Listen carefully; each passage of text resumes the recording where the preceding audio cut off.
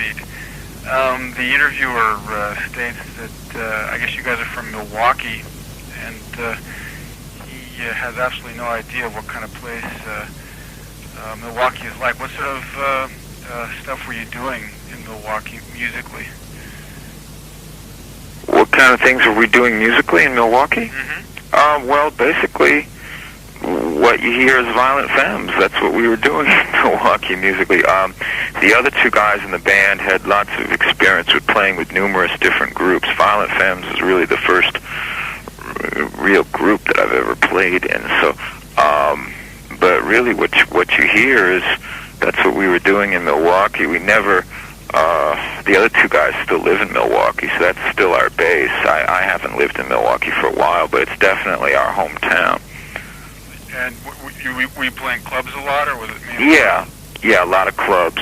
Often even unusual kinds of places. Where the place where we played more than any place else was a place called the Jazz Gallery, which we were the only anything close to a rock band that ever played there. It was almost all real straight jazz.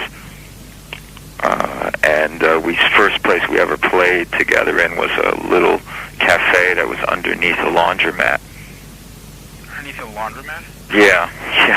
That was the first place we ever played. It probably held about 15 people. It was like one little room. And that's the first place we ever played together. What's the music scene and club scene like in Milwaukee? Well, here I'm probably the worst person to ask, although I could make anything up, and you'd say okay, because I don't live there anymore. The other guys do. There's lots of bars. Milwaukee has, at least in the United States, I'm not sure, maybe even the world, it has more bars and more churches per capita than any place else. So there's a bar almost literally on every corner. There's a bar. Or two. So lots of bands set up in bars and play in bars. Lots of blues. Milwaukee is fairly close to Chicago, and it's also traditionally a working class kind of town. So people like to go out and have some beer and listen to R&B. Mm-hmm. But you guys aren't exactly George Thorogood and his... No, not exactly, no. And I'll say the first, when we first started playing in Milwaukee, we did a lot of playing on the street because there weren't that many places for us to play inside or places that would let us play. So we did a lot of playing out on the street. The guy here notes that your music seems a little bit folky, seems a little bit rockabilly-like at times, even seems a little bit funky at times. Maybe you could explain for us your roots?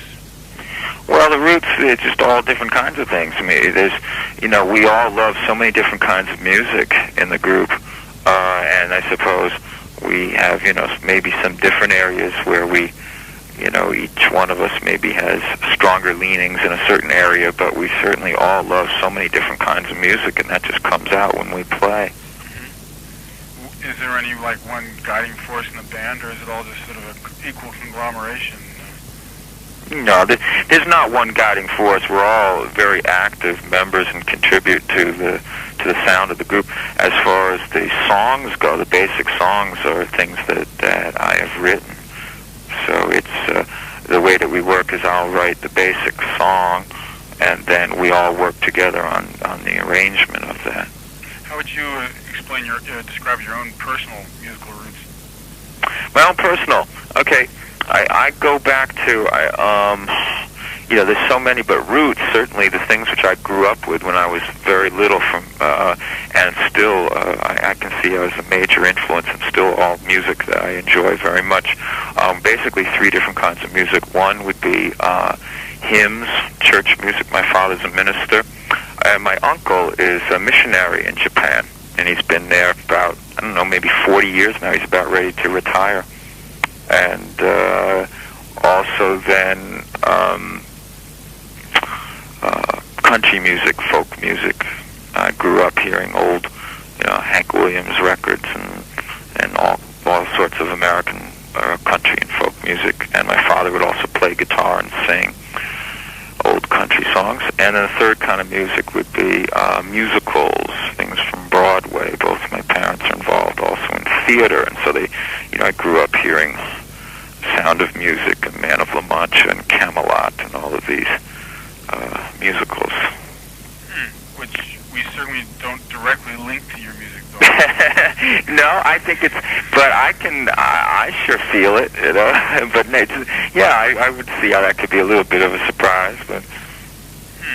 Well, I guess, like you said, that with so many churches in Milwaukee, there are a lot of sons of ministers around. Actually, I suppose so. Although, when I was even thinking of my earliest roots, that was before we even lived in Milwaukee, Wisconsin. So, I tend to, I have a differing opinion from the other two guys in the band. I feel that the music that we make would have sounded like it sounds no matter where we lived. It didn't matter. We happened to be in Milwaukee, fine, but if we all met in some other city because of our own personal backgrounds and music that we would be listening to would be probably records that came from wherever, but it wasn't just things coming out in Milwaukee as far as whatever jazz or folk or country music we were listening to, was from all over. So but they hold more of an opinion that there was something to the fact that we were in Milwaukee and we weren't in, say, a major metropolis, with whatever kind of pressures as far as what's going on in the music scene in New York or L.A., that was helpful not being there. I tend to feel like we would sound the way we sound because of who we are, and that could be largely disassociated from where we happen to meet. But as I said, those other guys disagree. Who are the musicians you revere? I mean, among your contemporaries or past musicians? Well, one man who comes to mind, who's actually it's very tragic right now. Just saw recently, and somebody who we all love in the band is Sun Ra. Are you familiar with Sun Ra? Yeah, sure. Yeah, and after his stroke, we just saw him in England, and he's not the same Sun Ra, and it's too bad, But that's one person that comes to mind, who's I would think contemporary, and that he is still around. There's so many people. I think Dylan is amazing, and I'm not one of those people who thinks the last good thing he did was Blonde on Blonde or something, ridiculous like that. But he certainly had an amazing, varied career. I just saw a video clip a couple nights back of Neil Young. He's another guy that's just been around and done so many amazing things. Getting back to your status as the son of a preacher, the guy here notes that I guess in your lyrics you've quoted from the Old Testament, and you refer to your music as country gospel. We're going to assume there's a link between your religious feelings and the creative process that goes into the music. Well, sure. Sure, there's always links. Often things come out in surprising ways, but there's always links and connections. There's lots of, or I would say, lots of religious references in my songs compared to probably a lot of other songwriters. Certainly, I think I can say that, and that's because that stuff is interwoven in the fabric of my life. There you go. It's a part of me. So, little snatches of things from the Bible come out in songs, and it'll come out in songs that are what I would feel are gospel songs, or could be done in church, and then also, increasingly, I think, but there's just also in songs which, songs that generally we could say fairly confidently would not be played in a church service, but there's things that just come up in unexpected times in songs of religious references or spiritual things. Are you a religious person in a traditional sense? I mean, like, do you go to church and I love going to church. I absolutely love going to church. What do you love about going to church? Well, it feeds something in me. I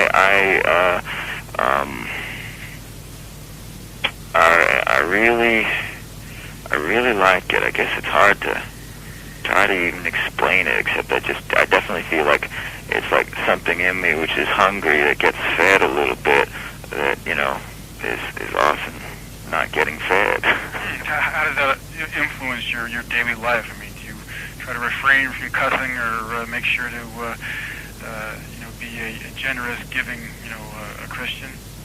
Well, I guess I maybe have I don't ever walk around thinking, and maybe I should more often, but I don't walk around thinking I am a Christian so much, because that tends to separate the I from the Christian. It's as if, that makes me feel like, well, I could be a Christian, but I could also not be a Christian.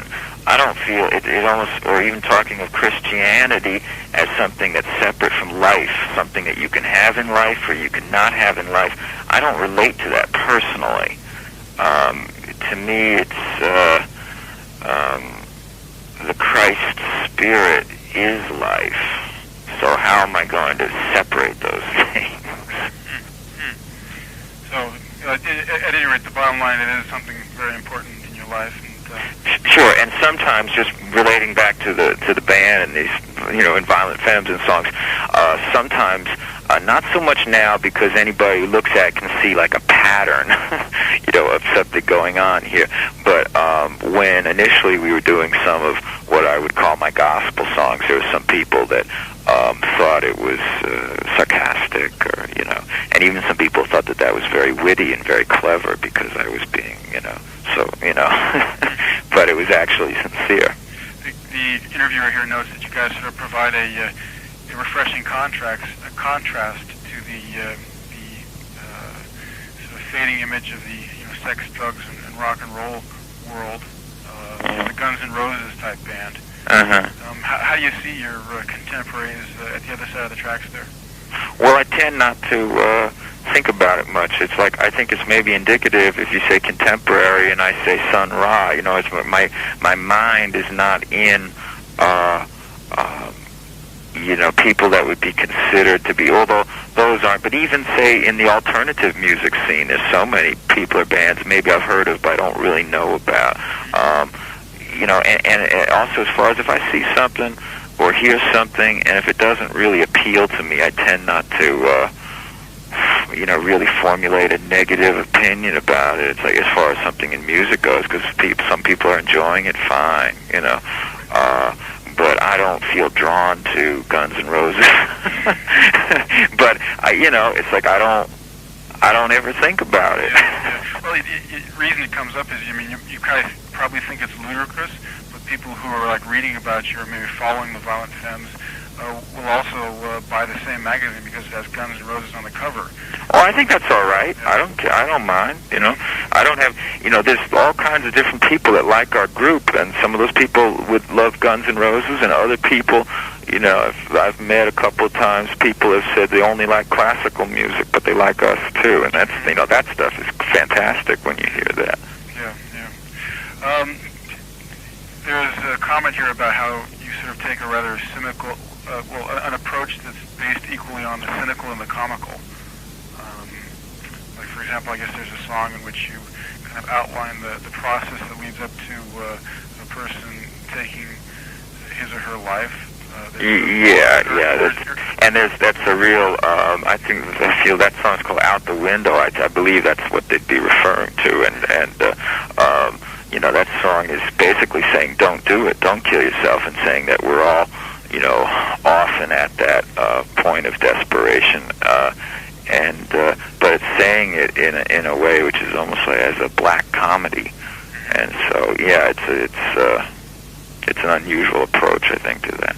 Do you like black comedy? Is that something you have always? Oh, sure, I can enjoy it. Like that song, I think there's some really graphic, very morbid lines in that song, but there's something about it that I find really funny or just enjoyable. Even though it's pretty, some people could think it was kind of sick or something, but it's I don't know. There's a part of me that can enjoy something like that.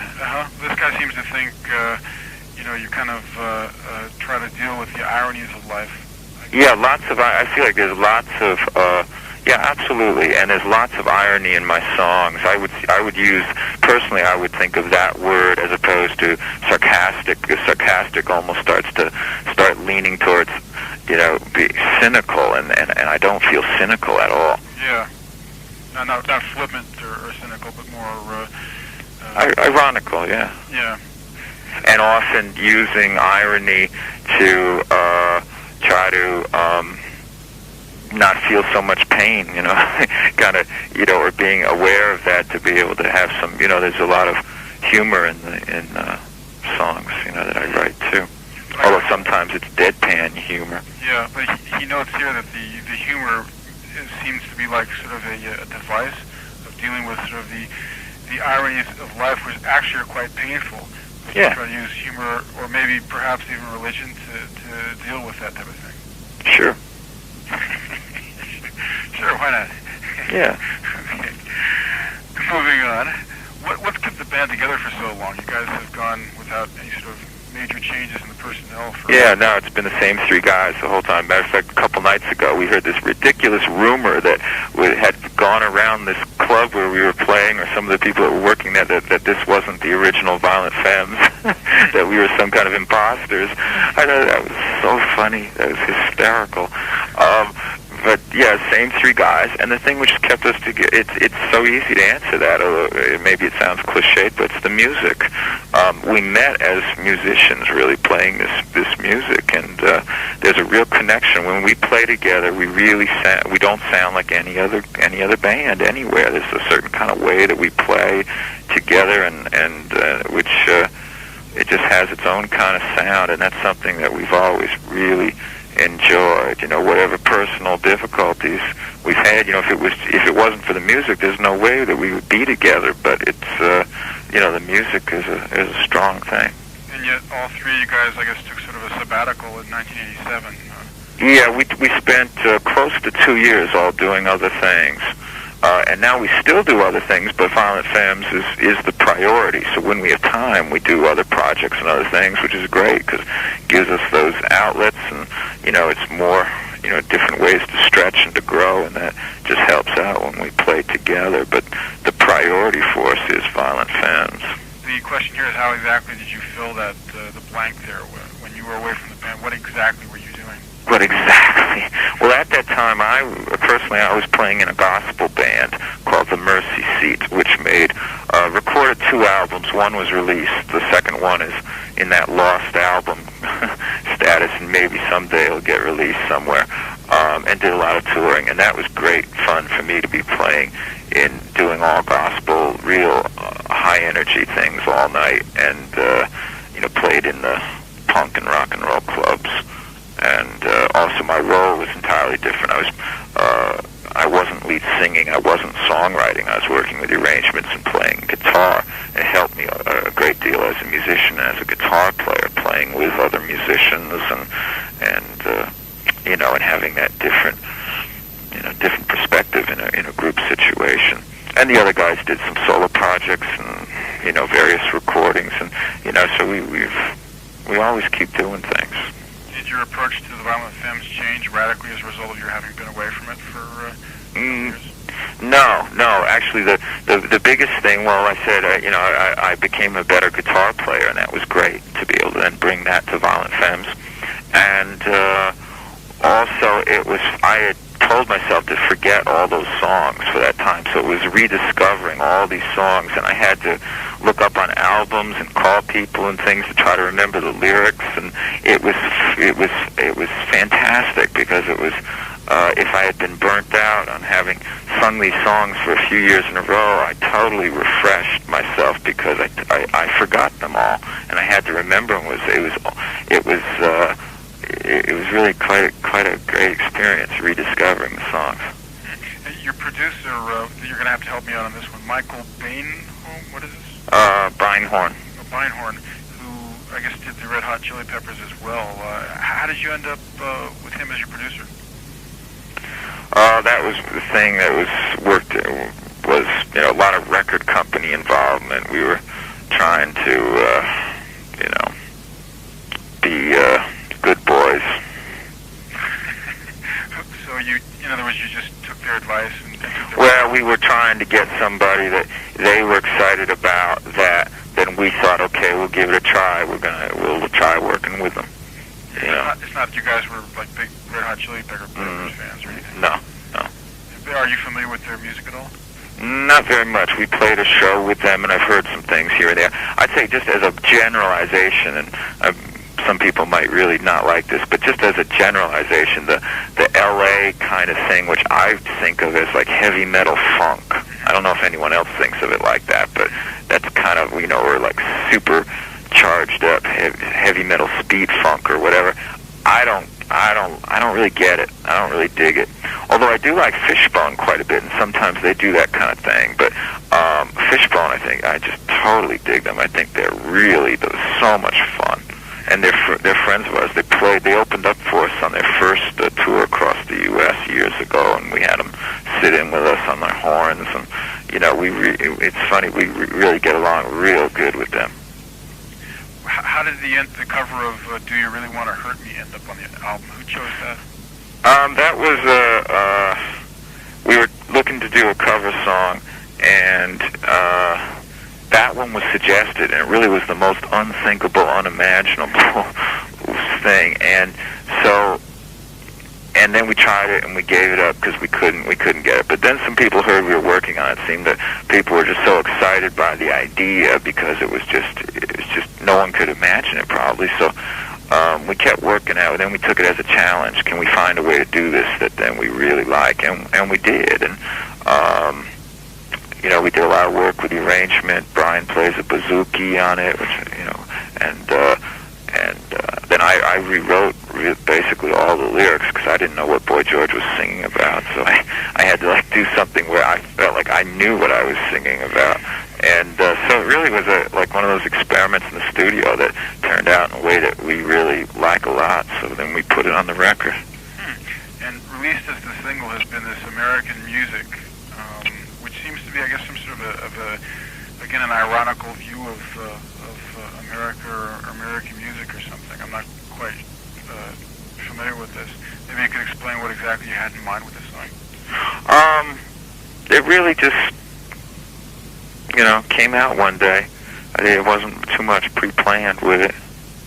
You know, it just kind of, you know, I do really like American music, and that just came out, and all the different twists and turns that it took really surprised me too with the song. But then I thought, no, that's right, that's really good. Like when the line starts singing about doing too many drugs and all that, I was really surprised by that. But it sure felt right.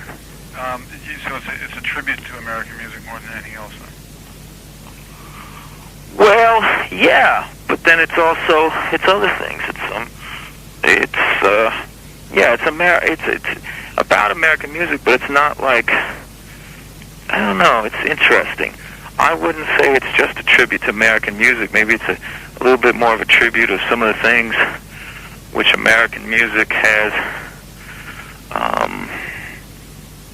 Well, I think the song ends up also being like a statement of one's own personal relationship with that thing, or that American music, because the end just keeps going, it reminds me of me, it reminds me of me.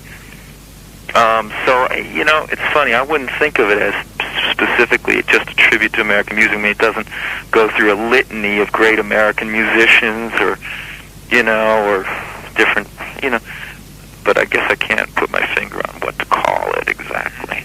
Obviously, though, there's a special emotion, you know, for American music being expressed there. Yeah, oh, absolutely. If you could sum up what your feeling is on American music as opposed to music from other parts of the world. Well, it's certainly something which, you know, which I really relate to, because it's the first kind of music that I grew up with, as I mentioned earlier, you know, and certainly still really love. Do you listen to British stuff at all, or? Sure, sometimes. You know what? Do we have? I'm just looking at the time. I'm really pressed now. Are you about set? Maybe like a concluding. Four more questions. Okay. If you could bear with me. Okay. I might give short answers, but then that's fair, right? Yeah. Okay. That's fair enough. Let me see here. I'm just trying to. Oh yeah, you guys, I guess, have sort of. Your fan base has been kind of the college radio type thing. They have something called the CMT chart, which I'm not... CMJ, I think. CMJ, I'm sorry, Yeah. CMJ. Which is what? Oh boy, what is that? College music? Yeah, so Something.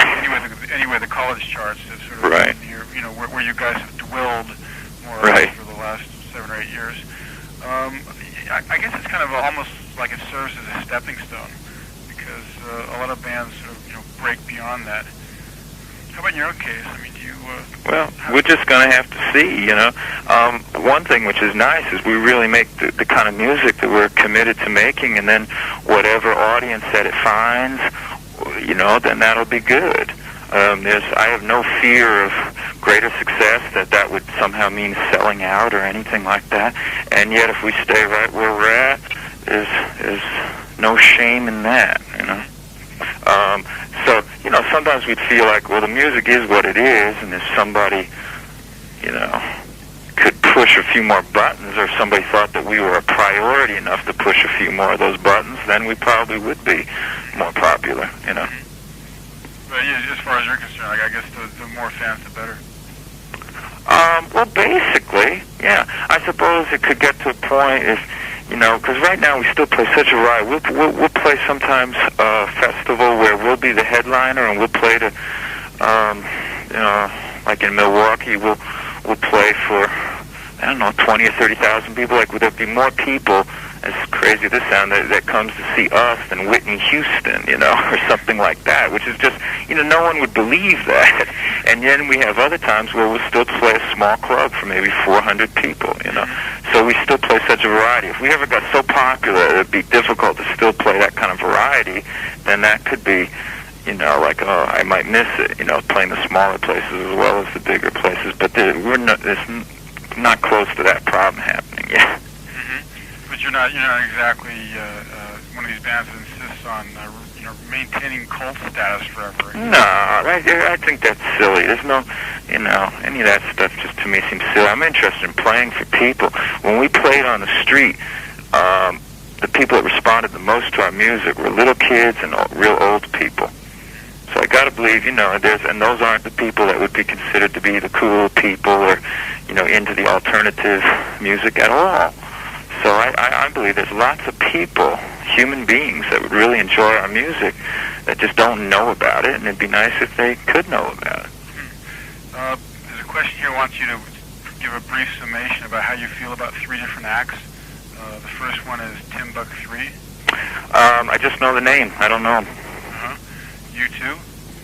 I know the name, and I've heard some of their music, and it sounds like what they do. It sounds like they do it really well.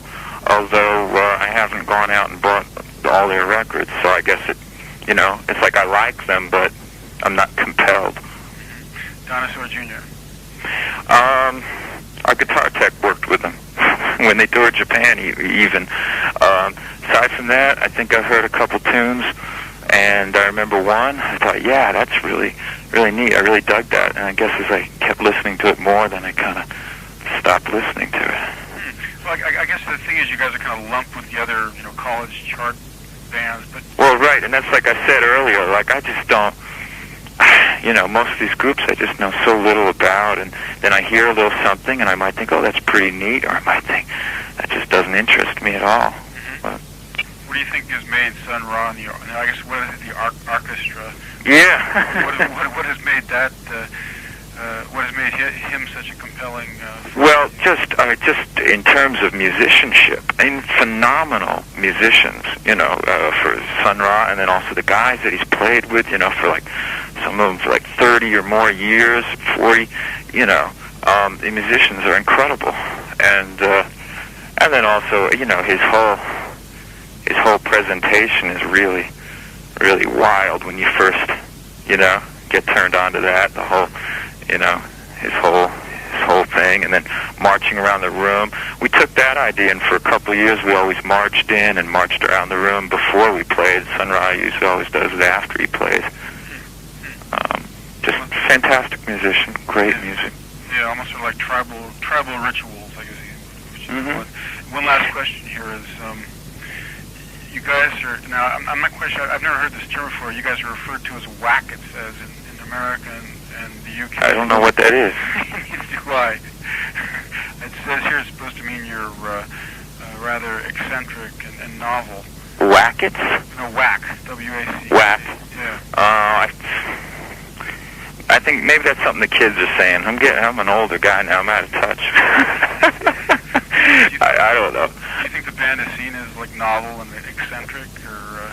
Well, there's certainly a lot of eccentric people that get into our music, and I think that's good. Mm-hmm. But there's also a lot of just people that you could say would be real normal, or whatever that means, that really like our music too. So. Mm-hmm. And for you guys, you're just doing what comes naturally. Yeah, absolutely. And some of it gets pretty strange sometimes, I suppose. But we're definitely, like, if we do something during our show or on a record, we don't do something just for a shock value or just to be weird. It's like, this is what we really want to do. Mm-hmm. Okay, good enough.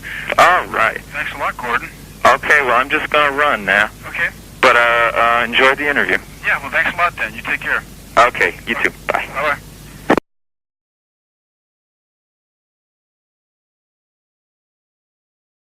A working class kind of town, so people like to go out and have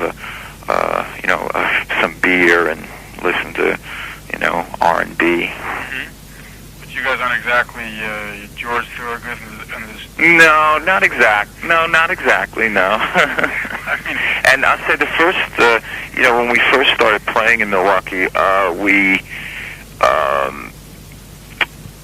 did a lot of playing on the street because there weren't that many places for us to play inside or places that would let us play. So we did a lot of playing out on the street. The guy here notes that your music seems a little bit folky, seems a little bit rockabilly-like at times, even seems a little bit funky at times. Maybe you could explain for us your roots? Well, the roots, it's just all different kinds of things. I mean, there's, we all love so many different kinds of music in the group. And I suppose we have, maybe some different areas where we, each one of us maybe has stronger leanings in a certain area, but we certainly all love so many different kinds of music, and that just comes out when we play. Mm-hmm. Anything close to a rock band that ever played there was almost all real straight jazz. And the first place we ever played together in was a little cafe that was underneath a laundromat. Underneath a laundromat? Yeah. That was the first place we ever played. It probably held about 15 people. It was like one little room. And that's the first place we ever played together. What's the music scene and club scene like in Milwaukee? Well, here I'm probably the worst person to ask, although I could make anything up, and you'd say okay, because I don't live there anymore. The other guys do. There's lots of bars. Milwaukee has, at least in the United States, I'm not sure, maybe even the world, it has more bars and more churches per capita than any place else. So there's a bar almost literally on every corner. There's a bar or two. So lots of bands set up in bars and play in bars. Lots of blues.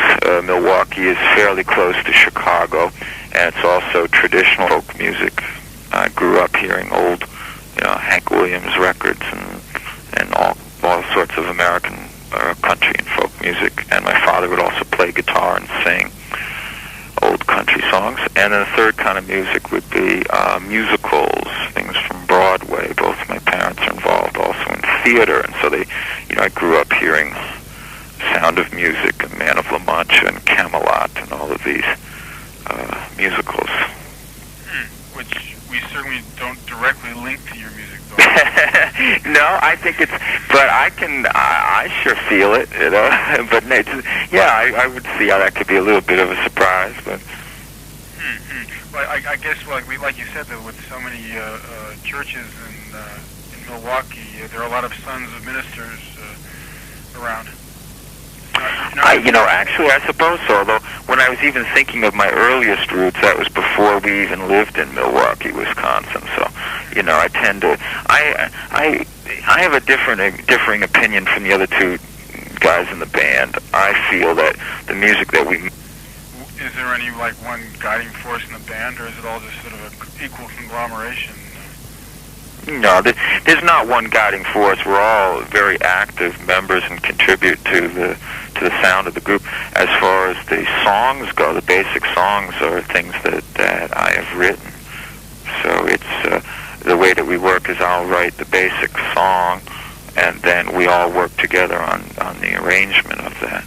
How would you explain describe your own personal musical roots? My own personal. Okay. I go back to, there's so many, but roots, certainly the things which I grew up with when I was very little and still I can see as a major influence, and still all music that I enjoy very much. Basically 3 different kinds of music. One would be hymns, church music. My father's a minister, and my uncle is a missionary in Japan, and he's been there about, maybe 40 years now. He's about ready to retire. And also then country music. I shall proceed. The interviewer states that I guess you guys are from Milwaukee, and he has absolutely no idea what kind of place Milwaukee is like. What sort of stuff were you doing in Milwaukee musically? What kind of things were we doing musically in Milwaukee? Mm-hmm. Well, basically, what you hear is Violent Femmes. That's what we were doing in Milwaukee musically. The other 2 guys in the band had lots of experience with playing with numerous different groups. Violent Femmes is really the first real group that I've ever played in. So, but really, what you hear is that's what we were doing in Milwaukee. We never. The other 2 guys still live in Milwaukee, so that's still our base. I haven't lived in Milwaukee for a while, but it's definitely our hometown. And were you playing clubs a lot, or was it mainly? Yeah, a lot of clubs. Often even unusual kinds of places, where the place where we played more than any place else was a place called the Jazz Gallery, which we were the only